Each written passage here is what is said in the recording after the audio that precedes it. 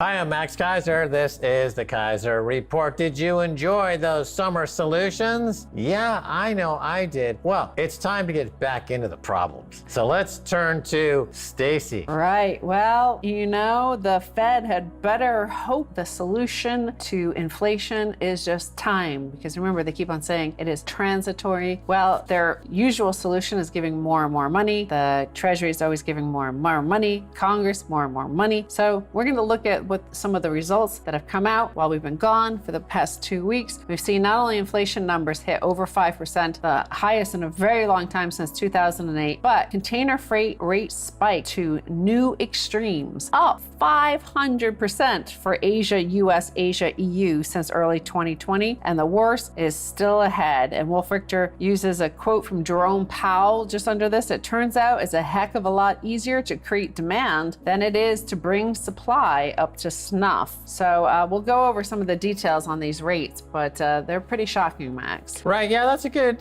comment by Wolf Richter about demand. It's always spoken about in Keynesian economics corners that they need to stimulate demand by printing money. But we live in an age now where the supply side of the equation is broken. So we're entering into these supply shocks, whether it could be microchips, for example, or basic commodities are up sharply.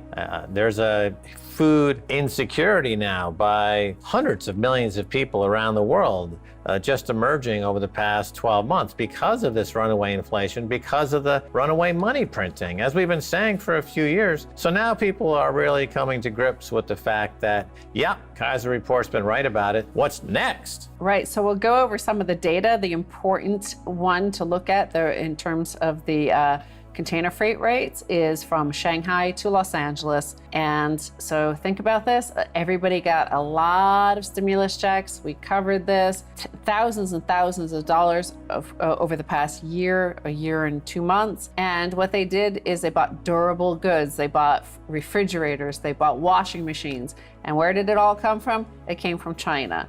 So this is the most important one for this COVID lockdown story and the supply shortages and rates spiking. Average port-to-port spot rates from Shanghai to Los Angeles soared from around $1,500 per 40-foot container in early 2020, and from a 5-year average of $2,177 to $4,000 in September of 2020, to $8,000 in June of 2021, and $9,631 in the week ending July 8th, according to Drury Supply Chain Advisors. This would be an increase of over 500% from early 2020. You see, there's two things that have been going on for the last 20 years. Number one, money printing. Number two, China enters global economy. And all that money printing went over to China along with American jobs, but the American consumer didn't notice that because the price of stuff coming in from China, like those white goods, the washers, the dryers, the TV screens, the clothes, was dropping precipitously, a lot cheaper. Well, at some point, as you pour water into a bucket, at some point the bucket is full and then the water starts to spill over. So here we have a situation where all the cheap gains that have accrued due to including China into the World Trade Organization under Bill Clinton have exhausted themselves. So all the money printing, like that water into the bucket, is now spilling over as real inflation. But I think the reason this has caught people off guard is that it took 20, 25 years to fill that bucket.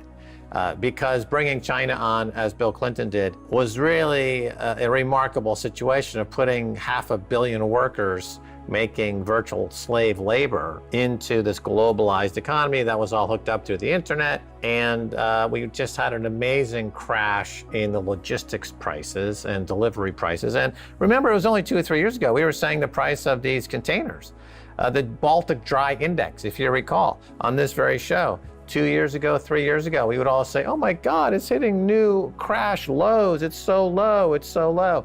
But now it's all been essentially equalized or normalized. So the money printing is now going to hurt really badly. The past 20 years, part of the reason why it didn't catch up was that there was a lot of money printing, but it was all credit. It came from the central bank cutting rates ever lower, taking this assets off the balance sheets of the banks and putting it onto the central bank's balance sheet. The past year, we've seen thousands and thousands of dollars sent to every single individual American. We saw those PPP forgivable loans, tens of billions of dollars given to small businesses. This is real money. It's filtered straight into the economy, and without a commensurate, of course, goods and services being provided here. So that's why you're starting to see the inflation, because everybody's spending it, but the only place to spend it is in China. And the volume is quite remarkable. So what you see is the Port of Los Angeles has been setting records in terms of the volume of imported loaded containers. The container volume is expressed in the standard measuring unit of TEU, which stands for 20-foot equivalent unit, where a 40-foot container contains 2 TEUs. For the 5 months from January through May, the port imported 2.37 million TEU in loaded containers, according to data from the Port of Los Angeles. This was up from 26% from the prior record period of January through May of 2017. So it set a new record high by 26% of the previous record high. You can see the parabolic move. It all started exactly, all of this data started exactly once the first stimulus checks started to pour into American coffers. So it is causing some inflation, is causing some friction as well, because of course you're starting to see headlines suggesting that it's China that's causing inflation, or you see signs that it's Bitcoin causing hyperinflation. Right. Well, interesting. Those two being brought up in that context. Look, China's GDP is up like 18%, and the U.S. is barely positive. And why? Because China is trying to grow their economy. you know, if you're trying to grow your economy based on manufacturing stuff and selling it, you're going to end up with people working, manufacturing stuff and selling it. If you have an economy based on social justice warriors who are begging for more stimulus checks so they can give it all to China, your GDP is not going to go up because you're not manufacturing stuff to sell to Chinese people or anywhere else in the world. Well, you're definitely going to see, I mean, because we haven't seen this in our entire adult lifetimes. We had this in our childhood of the inflation, and it causes a lot of friction. It causes tension because you're flush with money. You're getting a lot of money put in your bank account.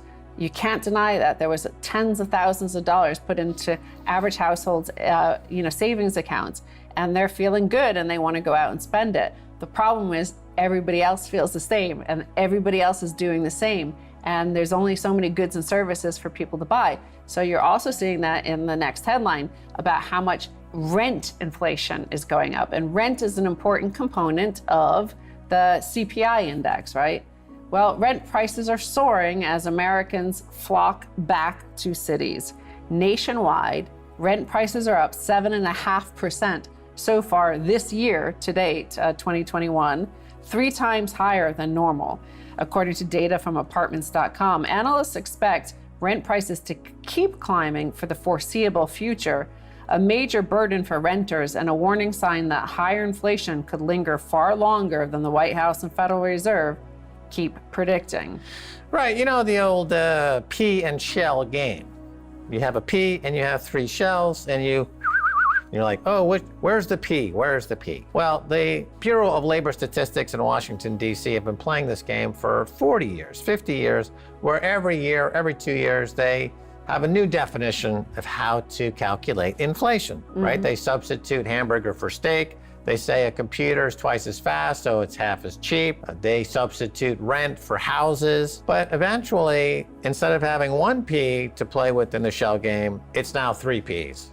And every single shell you turn over, it's inflation, and guess what? Inflation. So all of those hedonic adjustments and all that gamesmanship that has been going on to help the Federal Reserve keep rates low so that the investment bankers and the private equity firms have cheapest possible money to buy other companies for virtually nothing has come to an abrupt end in the form of people starving. So now the equation is really cruel because for every new billionaire, you can make a direct link to X number of starving people, full stop. So yeah, in the United States, a lot of people have, like I said, over $10,000 in their savings account. They haven't spent it in the past year. They're ready to start spending it. They want it. They're like, hey, I have 10,000. That's enough for a deposit to move to a new town, to move to a new city, start again.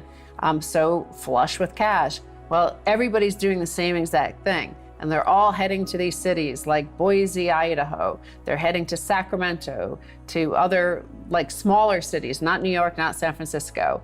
And you're seeing the rents soar. You're seeing it in Phoenix. This headline here from this quote here, Jason Giroux, owner of 410 Real Estate in Phoenix, said he has managed rentals for nearly 15 years and never seen anything like this. His rental listings are often getting more than a dozen applications. People call him and offer to pay more than the asking price for the rental, effectively creating bidding wars on rental properties.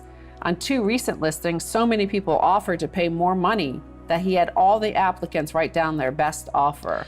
Right, notice it's about renting and not buying, because one of the fallouts from the COVID crisis has been the private equity groups like Warren Buffett and others buying thousands and hundreds of thousands of properties and putting them out of reach for buyers. And now their only recourse is to rent. And now we're seeing rents rise, but of course, they can't afford to buy houses anymore. So you end up with essentially what would become a hut on the company store on the consumer plantation known as America. Right. Well, you're going to be talking to Rick Ackerman, who believes deflation is the biggest story. But I don't think it's a consolation at the end of the day. It's like you could say, hey, the good news is there's 5 trillion or quadrillion in bad debts over here. And that's deflationary. It's going to cause an economic crisis. But your rent is still going up. Your healthcare is still going up. Freight costs are still going up. All your goods and services are going up in price at the end of the day.